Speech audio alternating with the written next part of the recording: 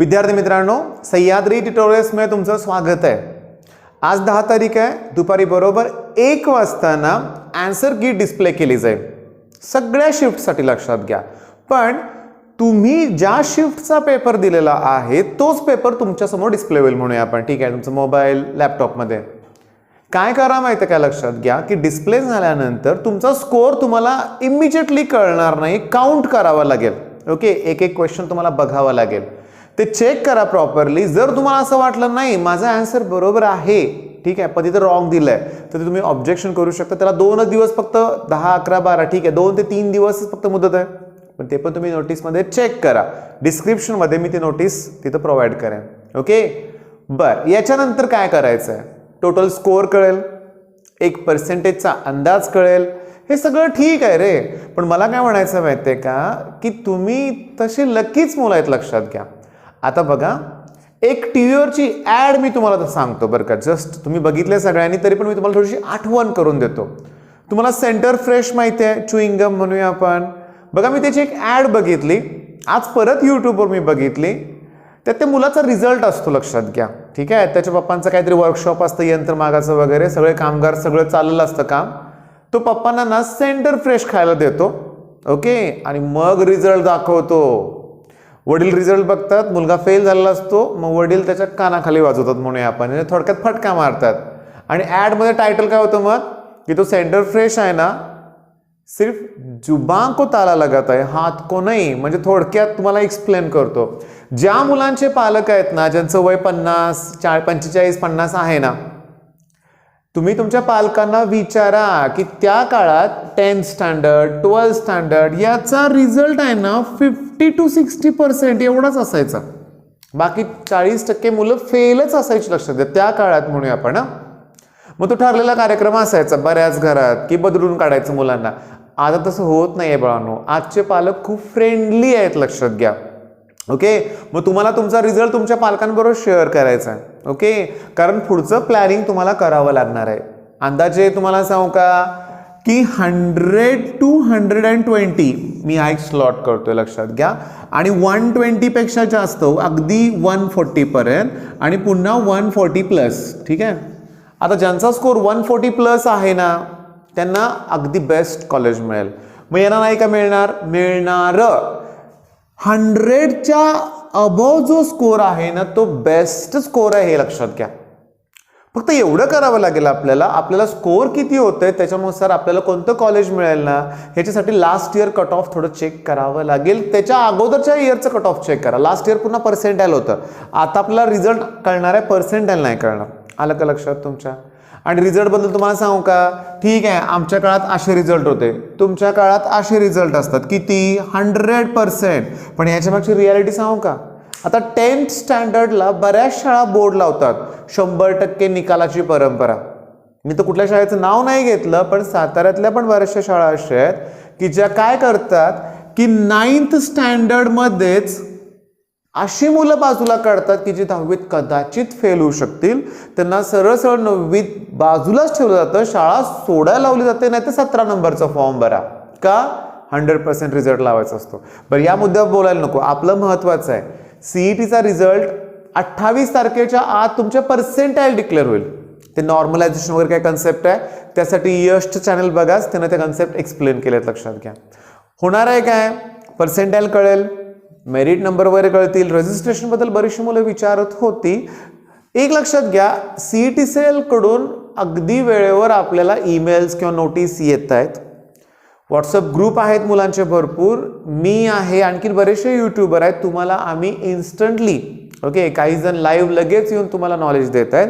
मग यासाठी तुम्ही चॅनल सबस्क्राईब करा, ठीक आहे, माझं आहे आणि बरेचसे आणखी चॅनल्स आहेत, यश दादाचं पण चॅनल आहे, तुम्ही असे चॅनल सबस्क्राईब करा जेणेकरून नोटिफिकेशन तुम्हाला पटकन मिळेल। इथून पुढे महत्त्वाचं आहे ते म्हणजे डॉक्युमेंट्स, त्याच्यानंतर म्हणूया आपण कुठल्या कॉलेजची किती फीज आहे याच्यावरती पण व्हिडिओ आहेत, ते सुद्धा इम्पॉर्टंट आहे। आणि काय करा मी तुम्हाला सांगतो, लास्ट इयर माझ्याकडून काय चूक झाली तुम्हाला मी सांगतो की, ठीक आहे, मी एका स्टुडंटचा तो आन्सर कीचा डिस्प्ले बघितला, ओके, बरेच दिवस तिथं तो होता तसाच, पण नंतर सीईटी सेल कडून ते डिलीट केलं जाणार आहे, त्यामुळे तुम्हाला काय करायचं आहे, ओके, माझ्यासाठी बरं का, माझ्यासाठी म्हणूया आपण, तुम्ही प्लीज जमलं तर स्क्रीनशॉट काढाच आणि माझ्याबरोबर शेअर करा. कशासाठी? नेक्स्ट इयरच्या मुलांसाठी मला ते उपयोगी पडेल. सिरियसली मला मग ते प्रूव्ह करून दाखवता येईल की बघा क्वेश्चन्स रिपीट होत आहेत. बरेचसे मुलं मला विचारतात बघा, जे 2021 वाले मुलं आहेत ना, ते विचारतात सर PYQ म्हणजे काय? अरे PYQ म्हणजे प्रिव्हियस इयर क्वेश्चन्स. आता जे 2021ची मुलं आहेत ना, त्यांना मी सांगतो तुमचे काही फ्रेंड्स असतील 12thला, ओके, त्यांच्याकडून मागूनच घ्या की तुम्हाला आता लिहून काढणं शक्य नाही रे बाळांनो, म्हणजे प्रत्येक क्वेश्चन लिहायचं म्हणजे ते कंटाळवाणं आहे, पण स्क्रीनशॉट पॉसिबल आहे ना, ओके, मग तुम्ही काढा प्लीज. आणि माझा नंबर तुमच्याजवळ आहे. ॲक्च्युली सांगू का, प्रत्येकाला पर्सनली रिप्लाय करणं सिरियसली पॉसिबल होत नाही आहे, प्रत्येकाचा फोन रिसीव्ह करणं सुद्धा पॉसिबल नाही, पण मला गरज आहे आज, मला ते क्वेश्चन्स हवे आहेत, त्यामुळे तुम्ही पाठवा, ओके. आणि एक लक्षात घ्या, थोडंसं की नाही तणाव बिलकुल नाही घ्यायचा, बिलकुल तणाव नाही घ्यायचा, लक्षात घ्या. CET तुम्हाला मी सांगतो लक्षात घ्या की इवन CET 40 मार्क असणाऱ्या मुलांना सुद्धा इंजिनिअरिंगला ॲडमिशन मिळालंय. त्याच्यानंतर ते चांगले त्यांची प्लेसमेंट झालेली उदाहरणं आहेत माझ्याकडं आणि आज ते चांगल्या ठिकाणी जॉब करतायत. अगदी एवढे कमी मार्क असणारी मुलं सुद्धा. तेव्हा तुम्हाला 100पेक्षा कमी पडले, निराश व्हायची काहीही गरज नाही, लक्षात घ्या. येते का लक्षात तुमच्या? म्हणजे आज आपल्याला आनंदीच राहायचं, लक्षात घ्या, निवांत राहायचं आहे, आनंदी राहायचं आहे. जे मार्क पडले ना, तुम्ही पालकांशी डिस्कशन करणार आहे, मिळून ठरवायचं आहे. आणि मी पालकांना पण रिक्वेस्ट करतो, लक्षात घ्या की ते 10वीचे मार्क आहेत ना, आज मी एका ठिकाणी गावाला गेलो होतो म्हणूया आपण काल, ठीक आहे, आणि मी एका शाळेच्या बाहेर बोर्ड बघितला, तर त्या शाळेच्या बाहेर बाळांनो अगदी 100% असणारी 2-3 मुलं होती. म्हणजे ते बॅनर लावले होते ना मुलांचे, त्यात 100%. खूप मला वाईट वाटलं, लक्षात घ्या की 100% म्हणजे झालं काय बाळांनो 10th स्टँडर्डला. पण ही मुलं पुढं ते मार्क कंटिन्यू करू शकत नाहीत, ही पण रियालिटी आहे, लक्षात घ्या. मग आता तुम्हाला 11th-12th मध्ये चांगले मार्क पाहिजे असते तर काय करावं लागतंय? कष्ट घ्यावं लागतंय, खूप कष्ट घ्यावं लागतंय, प्रचंड हार्डवर्क आहे, थिंकिंग आहे, लॉजिकल थिंकिंग करावं लागतंय, लक्षात घ्या.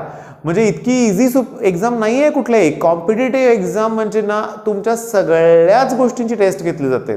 म्हणजे तुमची मेंटल ॲबिलिटी म्हणतो ना आपण, मानसिक क्षमता, मानसिक स्थिरता खूप टिकवून ठेवावं लागतं एक्झाममध्ये. पॅनिक होणं, घाबरून जाणं, टेन्शन, तणाव खूप महत्त्वाचं आहे. या गोष्टीमध्ये आपण अडकलो तर स्कोर होत नाही आहे. बरं तुम्ही म्हणाल आमची तर झाली CET, आम्हाला काय सांगताय? हां, इथून पुढं आपल्याला या गोष्टी फेस कराव्याच लागणार आहेत, लक्षात घ्या, ओके. सतत आनंदी राहायचं आहे आपल्याला, सतत कुठल्याच गोष्टीची काळजी करायची नाही, फक्त प्रामाणिकपणे कष्ट घ्यायच्यात, लक्षात घ्या, प्रामाणिकपणे. आणि कालच्या व्हिडिओला तुमचा चांगला प्रतिसाद मिळाला. म्हणजे लाईफचं टर्निंग पॉईंटबद्दल मी थोडंसं बोललो होतो. कधीही तुमच्या आयुष्यात तुमचा टर्निंग पॉईंट येईल, फक्त सतत कष्ट केले पाहिजेत, लक्षात, ओके. आता कसं आहे बघा की ऑलरेडी मला तुम्हाला सांगायचं आहे, काल मी एका मुलाशी बोललो बघा, त्याचे वडिलांनी अगोदर फोन केला, ते माझ्याशी भरपूर वेळ बोलले, मी त्यांच्याशी बोललो आणि मी म्हटलं तुमचा मुलगा सध्या काय करतोय? तर ते म्हणले काय नाही, तो काहीतरी अभ्यास चाललाय त्याचा इंजिनिअरिंगचा. मी म्हटलं द्या फोन त्याला. मग मी जस्ट त्याला विचारलं तू काय करतोय, नक्की करतोय काय? तर काय नाही म्हणलं, मी सिलेबस वगैरे बघतोय सगळं. मग मी त्याला काही छोटेसे फॉर्म्युले विचारले बरं का, सिम्पल, नाही आले त्याला, नाही आले. तो म्हणला मी तुमचं रोज लेक्चर फॉलो करतो, पण त्याला ते फॉर्म्युले आले का? नाही. मी तुम्हाला बऱ्याच वेळा सांगितलंय, मॅथ्स तुम्हाला फॉर्म्युले अगोदर आले पाहिजेत. आपण ट्रिग्नॉमेट्री, इंटिग्रेशन दुर्लक्ष करतो, लक्षात घ्या, ते नको आहे. मग मी त्याला विचारलं मग तू माझ्याकडं मॅथ्सचा क्लास का नाही लावला? नाही मी कॉलेज, तो काय म्हटला माहिती आहे का, मग मी कॉलेज सुरू झाल्यानंतर लावणार आहे, ओके. अरे पण आत्ता काय हरकत आहे, तुमचा आत्ता वेळ दिवसभर नुसताच वाया घालवू नका, करा अभ्यास. तुम्हाला फ्लोमध्ये परत यायला वेळ लागेल. नाही अजून ऑनलाईनच आहे, अजून काही क्लासेस कॉलेजला परमिशन नाही मिळाली, मिळणार खरं. दिवाळीनंतर तुमचे सुद्धा कॉलेजेस ॲडमिशन झालं सुरू होणार, तुम्हाला हॉस्टेलला राहावंच लागणार आहे, लक्षात घ्या, म्हणजे जावं लागेलच. पण मला सांगा त्या काळात 1-2 महिन्यांनी उशिरा सुरुवात करण्यापेक्षा जर अगोदरच अभ्यास करायला सुरुवात केली तर, ओके. मला तुम्हाला परत रिक्वेस्ट करायची आहे, तुम्ही घेतले नसेल ना ॲडमिशन तर तुम्ही घ्या, ओके. माझ्या इंजिनिअरिंगच्या M1ची फी जास्त नाही आहे, फक्त 1500 रुपयेच भरायचे आहेत, लक्षात घ्या. आता मी तुम्हाला हे का सांगतोय, कारण मी त्यातून गेलोय, मी अनुभवलंय. जर नाही वेळेवर अभ्यासाला सुरुवात केली तर पुढं फार फार अवघड होत आहे. आणि इंजिनिअरिंगला मला तुमच्याकडून चांगला रिझल्ट हवा आहे, एटी नको आहे. म्हणजे सब्जेक्ट घेऊन नेक्स्ट इयरला जायचं नाही आहे आपल्याला. तुम्हाला कॅम्पस थ्रू सिलेक्ट व्हायचं आहे ना, प्रत्येक सेमेस्टरला तुम्हाला फर्स्ट क्लास डिस्टिंक्शन मिळवायचे आहेत, चांगले मार्क. आणि फार अवघड आहे का? बिलकुल नाही आहे. टर्मवर्कचे मार्क असतात. ओके. 6 पैकी 1-2 सब्जेक्टमध्ये चांगले मार्क पडले की आपोआप डिस्टिंक्शन मिळतं, लक्षात घ्या. मग त्यातले ते सब्जेक्ट कुठले? मॅथ्स. पैकीच्या पैकीच मिळवायच्यात, लक्षात घ्या.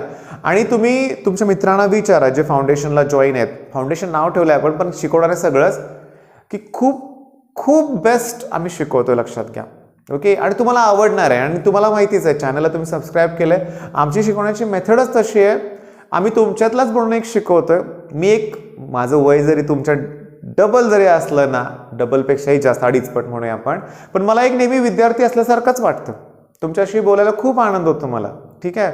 मग तुम्ही म्हणाल फोन तेवढे उचलत नाही, बोलायला आनंद होतो, फोन का उचलत नाही? तुम्हाला खरं सांगू का, फोन उचलायचं म्हणलं की नाही की मुलांना खरं क्लिअरली सांगतो, अर्धा तास मुलांशी बोललोय मी. ठेवून देतच नाहीत मुलं मला. तर मी बऱ्यापैकी काय करतो, मग व्हॉट्सअपवर मेसेजला रिप्लाय देतो मी. ओके. पण तिथं पण मुलांच्या अपेक्षा काय असतात की सरांनी लगेच रिप्लाय दिला पाहिजे. नाही, थोडंसं पॉसिबल होत नाहीये. बडबड खूप झाली, लक्षात घ्या. आता ब्रेकफास्ट करा, निवांत 1 वाजायची वाट बघा. 1 वाजायच्या आतच जेवून घ्या. खूप सेन्सिटिव्ह मुलं आहेत आजकालचे, पुन्हा जेवण जायचं नाही. चांगले मार्क पडले तर रडत बसतात. मी अशी पण मुलं बघितलं बरं का, मुली बघितल्यात, लक्षात घ्या की 90, तुम्हाला सांगू का, शपथ खरं 97% पर्सेंटेज त्या मुलीला मार्क आहेत. ओके. 97%. हा, तरी रडत होते. जेव्हा मला कळलं मार्क, मी फोन केला, म्हणलं कॉंग्रॅच्युलेशन, खूप छान मार्क आहे. तर घरातले म्हणले कंटिन्युअसली रडते का, तर शाळेत 2रा नंबर आला म्हणून. असतात, मुलीच असतात अशा, लक्षात घ्या. म्हणजे तुम्हाला सांगू का, मग काय तर 97%ची मजा आहे असं नाही. 97% कमी मार्क आहेत का सांगा? भरपूर मार्क आहेत, तरी का रडत होती? दुसरी मुलगी पुढे गेली म्हणून.